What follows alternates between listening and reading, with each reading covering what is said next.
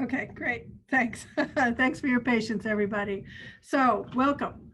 Welcome to Boston University's School of Medicine and the Graduate Medical Sciences Virtual Fair. So, my name is Debbie Stearns Kurosawa. I am a research scientist, and for 30 years, I ran a research lab in infectious diseases. I'm currently the interim associate provost and associate dean of graduate medical sciences, which is also known as GMS.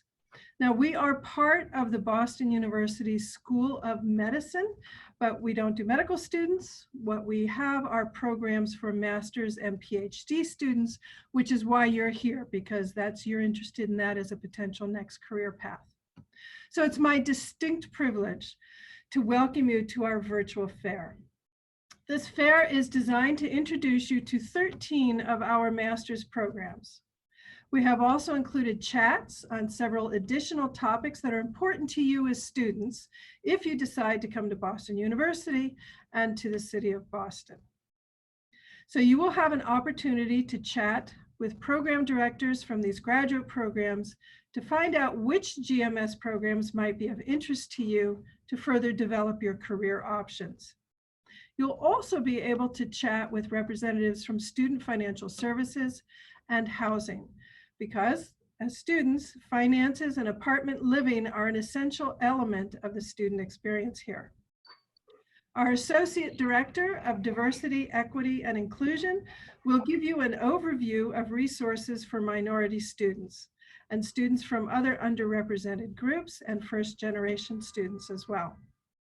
We also have a student panel, and these are students from 4 different master's programs. They will talk to you about student life, student groups on campus, student issues, and what it's really like to be a graduate student at BU and at Graduate Medical Sciences.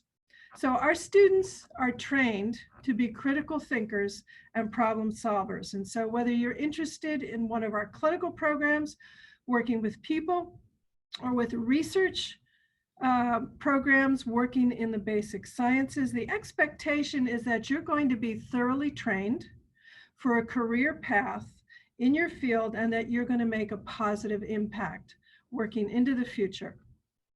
So we are in Boston. Boston is a global hub of biotechnology and research in the biomedical sciences. We are also part of a medical school. We have internationally respected research expertise in everything from bioimaging to forensic sciences, pathology, regenerative medicine, infectious diseases, and computational biology. We have long-standing, nationally recognized preparatory programs for those of you who are interested in going to medical school or to dental school or further on into PhD programs. So on behalf of all of us at GMS, welcome to Boston University's GMS Virtual Fair, and thank you very much for attending. Dr. Teresa Davies, who is our Assistant Dean of Master's Programs, will now take over and give you more information and detail about our master's programs and life in Boston. So thank you.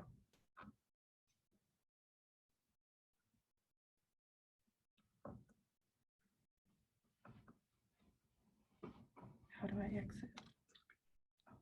Okay, I'm assuming everyone can see me and hear me. Let me make sure we're set before we go any further. Okay, so welcome to the GMS Virtual Fair. My name is Dr. Teresa Davies, and I am one of the assistant deans in GMS, and I'm very glad to see so many of you here today. Hold on a second, just get my slides ready. This introductory session aims to kind of describe the 13 different master's programs that we'll have chat windows open later today. We know that many students know that they may be interested in forensics or their research, but not really what kind of graduate program should they apply to. What would be the right field for them? So I'm going to try to go through the programs that we offer and share with you, some of the differences between programs and what their focus is and what career they lead into. So hopefully I can help you decide which of the 13 chat windows that will follow from 11:30 to 2 that you might be interested in learning more about.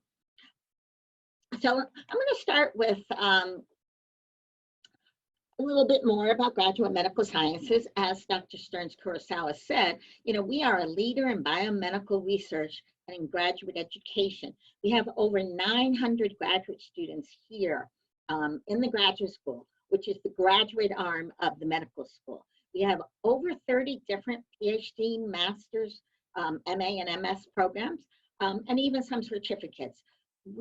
Today we're really focusing on the master's program since the PhD deadline has passed for the upcoming year. We have 15 different departments that these 30 programs are based out of, and we are affiliated with Boston Medical Center, which is a teaching hospital here in the greater Boston area. So we are housed on the medical campus, which has the medical school, the dental school, the graduate school, GMS, as well as the School of Public Health.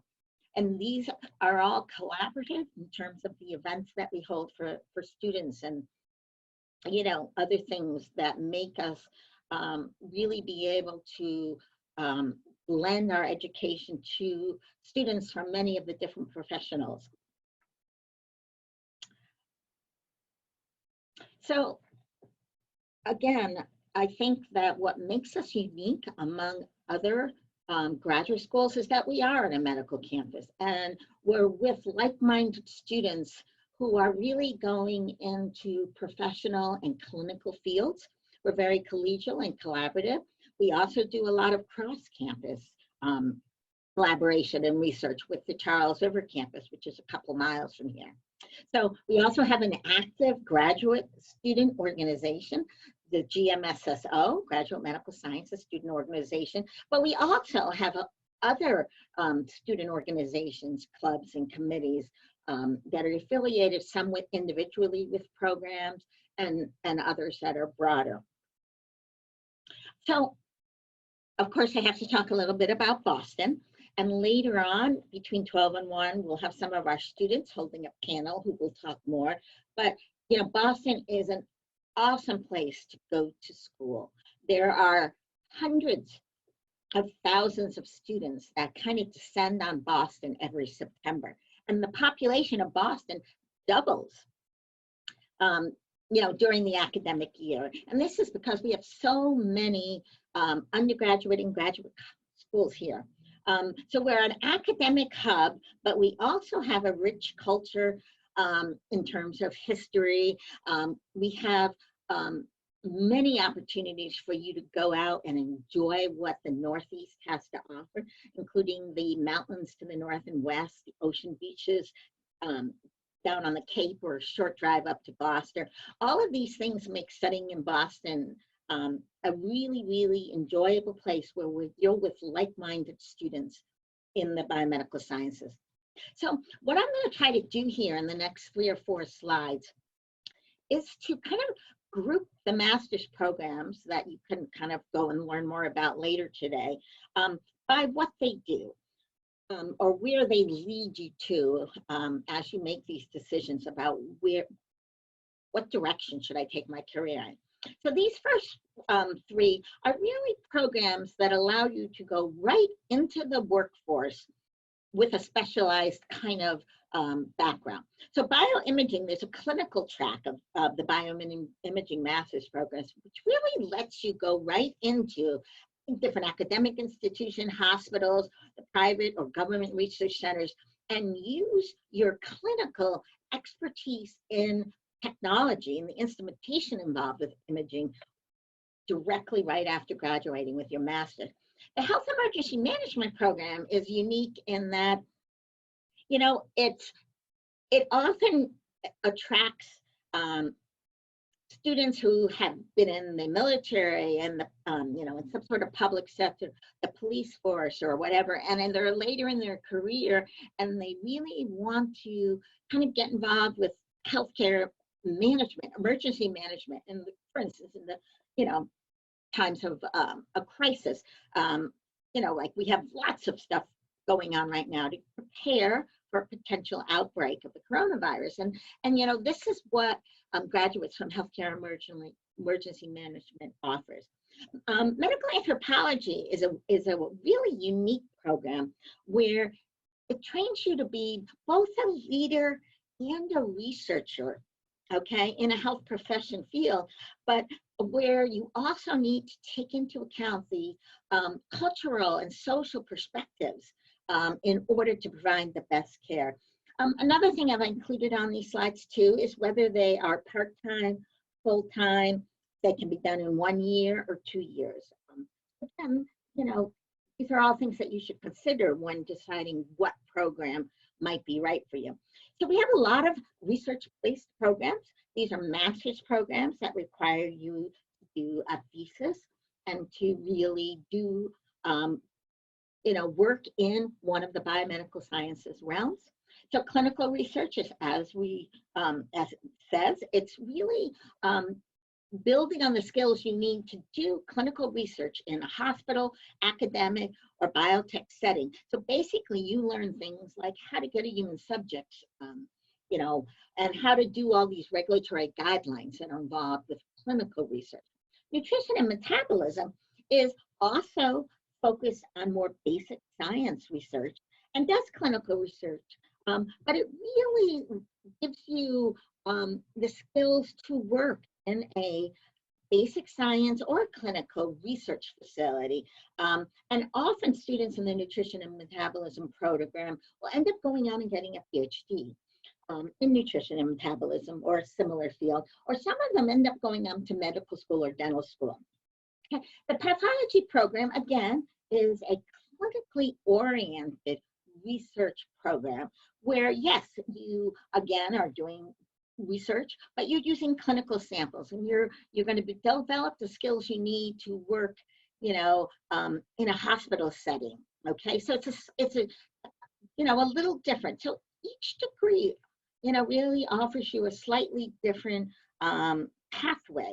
So you want to think kind of big picture when choosing between these degrees. Later on during the student panel, we've tried to include 4 different students from different programs who can kind of try to highlight some of these differences between programs.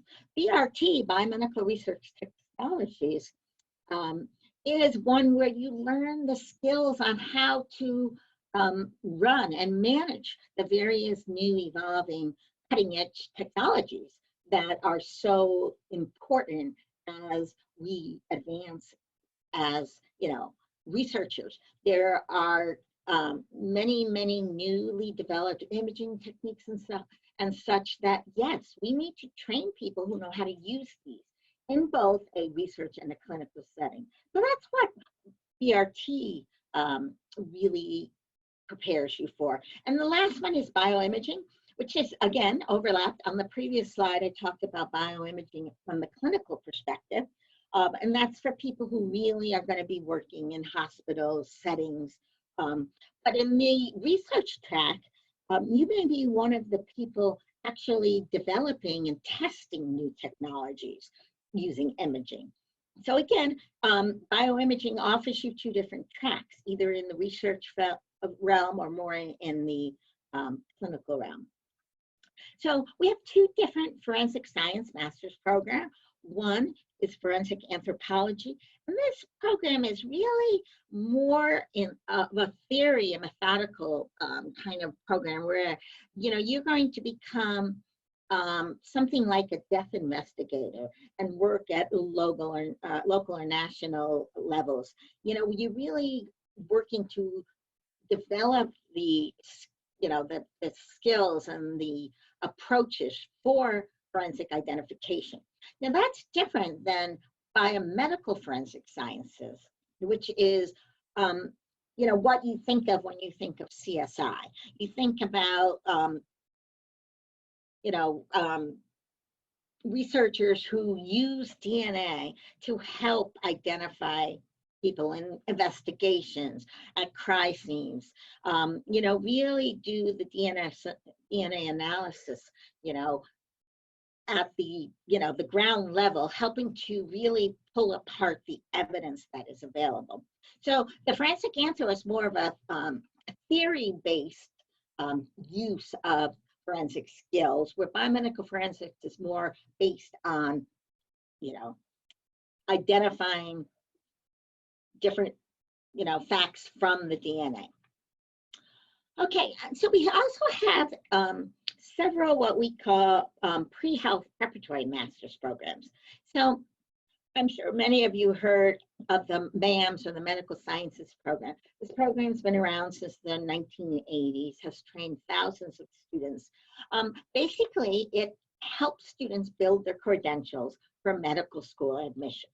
So this is a program, almost a second chance program, for students to build their credentials and then go on to medical school. The Oral Health Sciences Program is very similar. It used to be a track within the Medical Sciences Program. Now it's its own master's.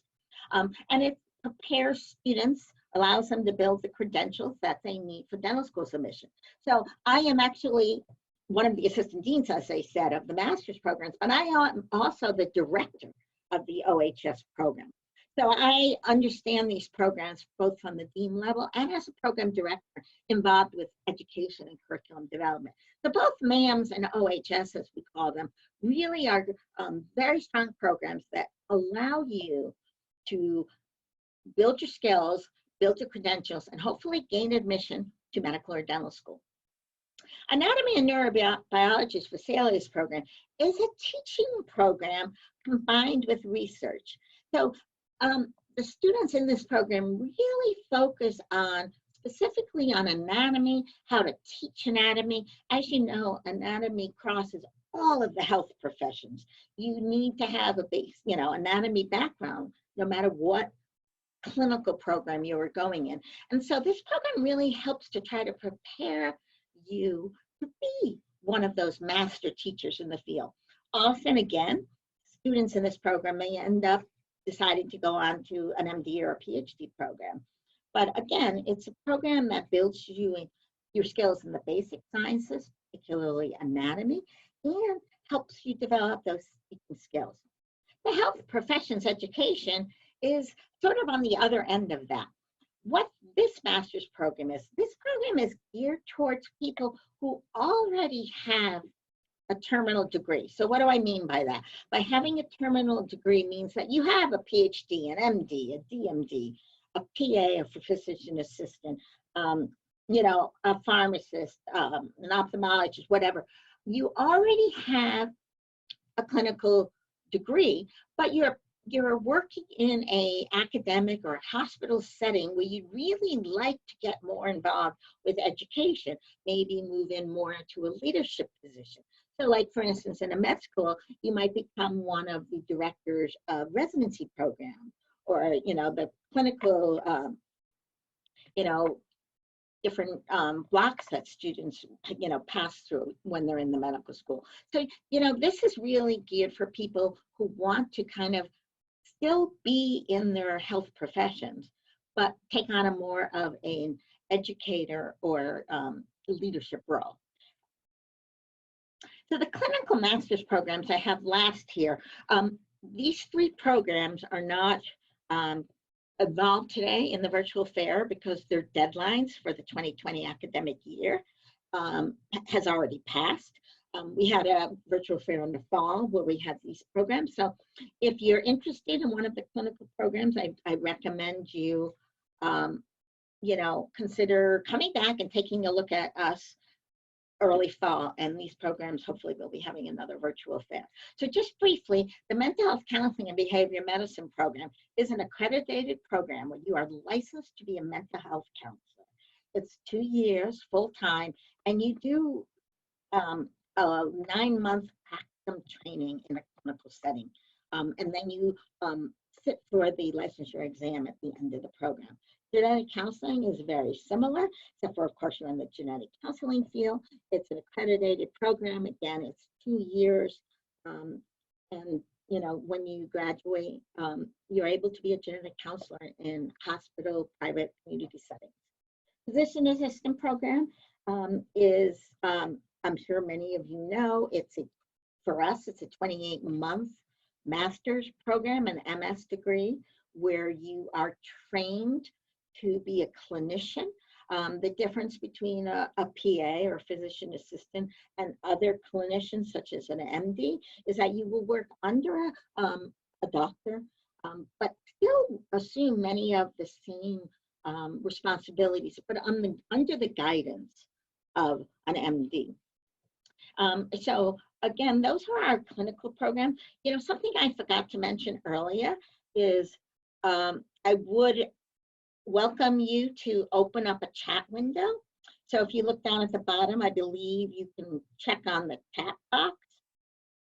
And if you find that, you're more than welcome to type in any questions you have, and I'll be able to see them. So feel free to type in questions now, because we have a few minutes. Let me just finish up here. This is our schedule for the rest of the day. If you go to the webpage where you registered, you'll see that there will be a different link for each of these sessions. I want to point out that we have 2 different student financial services talks. I mean, they're the same, but we're running them twice, so students have the opportunity to go. This is out of our student financial services office, which also includes housing. So if you go to one of those 2 sessions, you will have the opportunity to learn more about the various loans and such that we have, as well as housing in the Boston area. We also have 2 student life sessions, one at 12 and one at 12:30. So I encourage you to go to one of them. Again, they're going to talk more about the community here, the various activities, the student clubs. As I said, they're from 4 different programs, so they'll be able to share, you know, directly some of the things that happen in the 4 programs that they're in, and they are pathology, MAMS, OHS, and biomedical forensics. Okay, so I really encourage you to stop into one. Lastly, in the last 30 minutes, we have our Associate Director of Diversity, Inclusion and Equity. She will be doing a diversity talk, and hopefully we'll have a student from MISO, which is our Minority and International Student Organization, be able to share some of the experiences they've had here. So again, I would love to open it up for questions. Anything that hasn't been clear, anyone who can't find the links, here's our contact information. Again, I'm the Assistant Dean for Master's Programs, and I'm more than happy to answer any questions you have. And if I don't know the answer, I will forward it to the right person. We also have another Assistant Dean, Dr. Gregory Viglianti, and he is also here in the office, and he oversees admissions. So again, if you have any questions, feel free to reach out. And you can contact GMS with our general GMS email, which is gmsbusm@bu.edu. So here, this is, if you go to this page on the top of the screen, you know, the GMS admissions page, and then click on Spring Virtual Fair, you should be able to find the links and the programs that you would be interested in. If there are more programs at one time slot that you want to attend, we hope to be able to upload the recordings of each of these sessions to the website next week, early next week, so that, yes, you can go back and listen if you had conflict and you couldn't attend all the sessions you want to. So I don't see any questions here. Can you guys all see me? Oh, great. I'm so glad. Yes. So, oh, this is a great question.